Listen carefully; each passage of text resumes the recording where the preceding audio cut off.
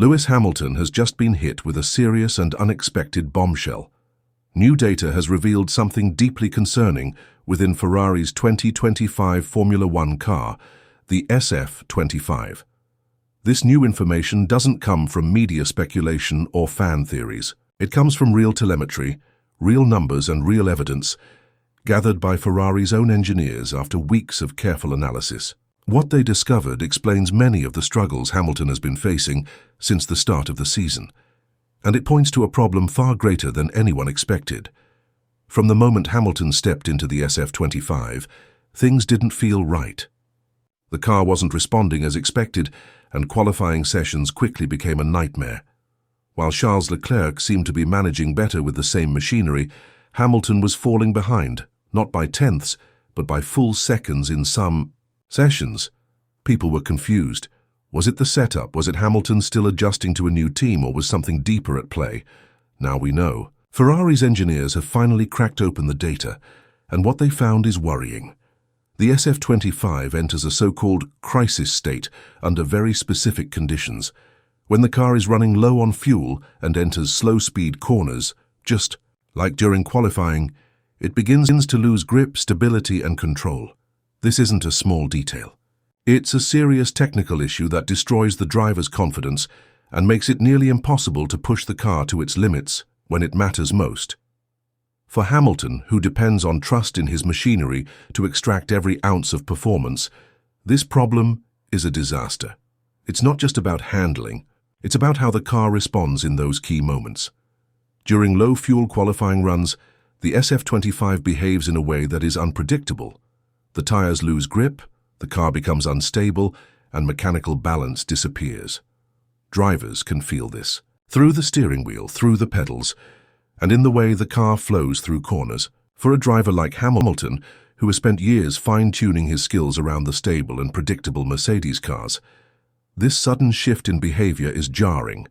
The issue isn't a random bug or an easy fix in setup, it's a core design flaw. The SF25 simply doesn't perform well in the exact conditions where speed and precision are most needed. Ferrari has tried different things to fix it.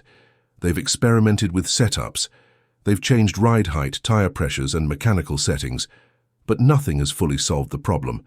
That's because the issue is embedded in the car's design, in its chassis, its suspension, and possibly even in its aerodynamic concept.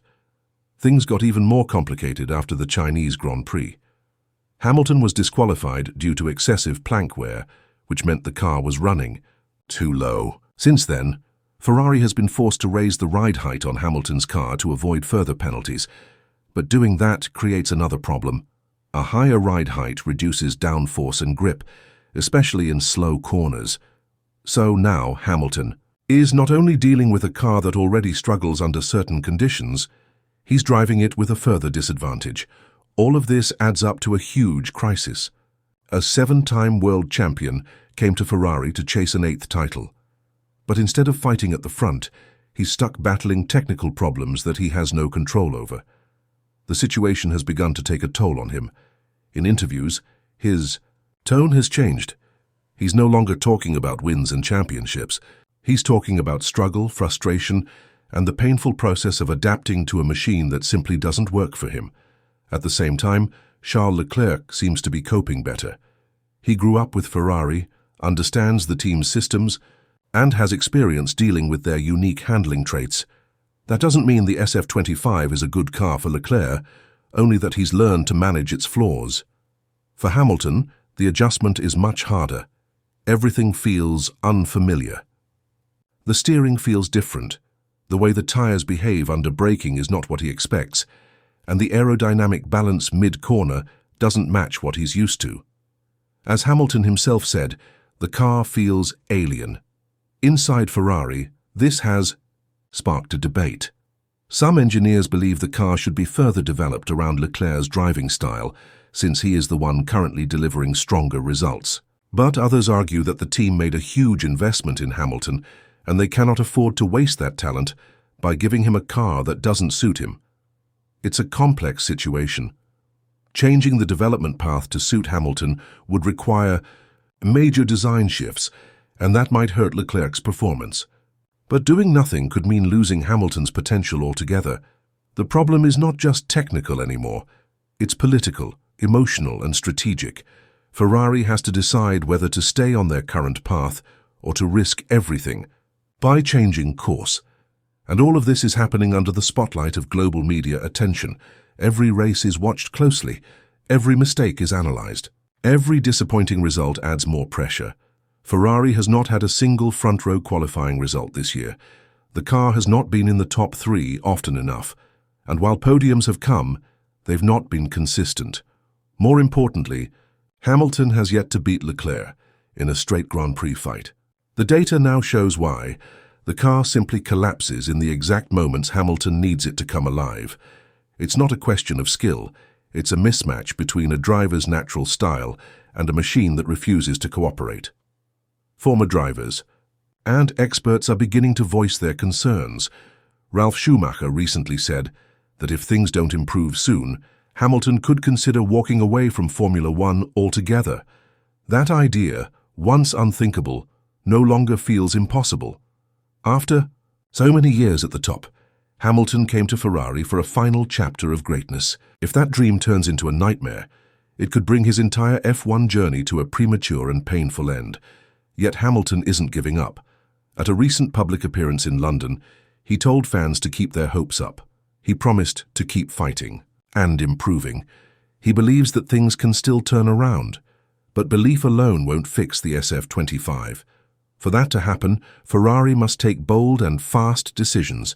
Should they develop new parts that suit Hamilton's style, even if it risks hurting Leclerc's pace? Should they gamble on a full concept change mid-season, even if it's expensive and complicated? Or should they accept that this project might not succeed and start planning for 2026? None of these choices are easy. Each one carries serious risk. As the F1 calendar moves to Miami, the stakes are higher than ever. The track demands stability in slow corners and performance in qualifying. If the SF25 still behaves poorly under those conditions, the team may find themselves in the same difficult situation yet again. And the longer these problems continue, the harder it becomes to fix them. Confidence breaks down. Trust inside. The team fades, and the season begins to slip away. For Hamilton, this is becoming one of the biggest challenges of his career, not just because the car is difficult, but because the window of time is closing. He doesn't have 10 years ahead of him in Formula One. He has maybe 2 or 3 seasons left to win another title. Every race that goes wrong is one less opportunity.